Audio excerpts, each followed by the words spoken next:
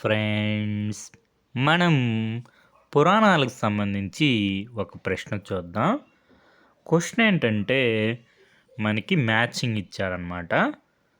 శివ సంబంధ పురాణం మనకి కూర్మ పురాణం. ఆ విషయం తెలిస్తే మనకి 2 ఆప్షన్స్ ఎలిమినేట్ అయిపోతాయి.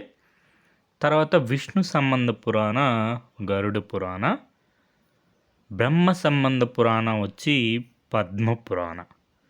సికి 4 అయితే మనకి ఆప్షన్ 1 ఆన్సరు. సూర్య సంబంధ పురాణం వచ్చి బ్రహ్మ వైవర్త పురాణం. మనకి స్కాంద పురాణంలో పురాణాలని ఈ విధంగా విభజించారు. శివ సంబంధ పురాణ మనకి 10 పురాణాలు ఉన్నాయి. అదేవిధంగా విష్ణు సంబంధ పురాణాలు 4 ఉన్నాయి. విష్ణు పురాణం, భాగవత పురాణం, నారద పురాణం, గరుడు పురాణం. తర్వాత బ్రహ్మ సంబంధ పురాణం వచ్చి బ్రహ్మ పురాణం, పద్మ పురాణం. తర్వాత అగ్నికి సంబంధించి పురాణం అగ్ని పురాణం. తర్వాత సూర్య సంబంధ పురాణం వచ్చి బ్రహ్మ వైవర్త పురాణం.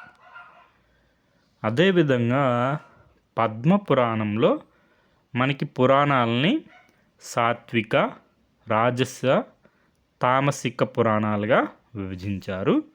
మనకి విష్ణువుని సాత్విక గుణం కలవారుగా భావిస్తారన్నమాట. అదే మనకి ప్రీవియస్గా క్వశ్చన్ వచ్చింది, విష్ణువులో ఉన్న ప్రబలమైన గుణం ఏది? సత్వ గుణం. తర్వాత మనకి ఇక్కడ చూసుకుంటే మహాభారత తాత్పర్య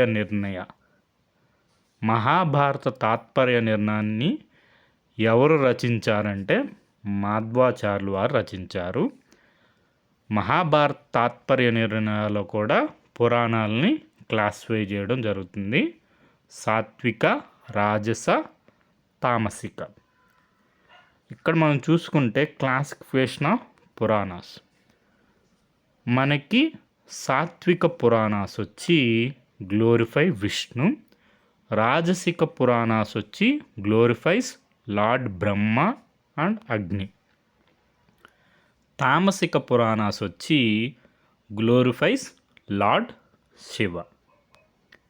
మనకి సాత్విక పురాణాలు, రాజసిక పురాణాలు, తామసిక పురాణాలు అన్నీ ఒకసారి చూసుకోండి. తర్వాత అదేవిధంగా మనకి అష్టాదశ మహాపురాణాల్లో ఏ పురాణాల్లో ఎన్ని శ్లోకాలు ఉన్నాయో కూడా చూసుకోండి. మనకి డైరెక్ట్ క్వశ్చన్స్ వచ్చే అవకాశం ఉంది. మనకి ఉదాహరణకి భాగవత పురాణంలో 18,000 శ్లోకాలు ఉన్నాయి. అదేవిధంగా పద్మ పురాణంలో 55,000 శ్లోకాలు ఉన్నాయి. గరుడ పురాణంలో 19,000 శ్లోకాలు ఉన్నాయి. Okay friends, thank you for watching.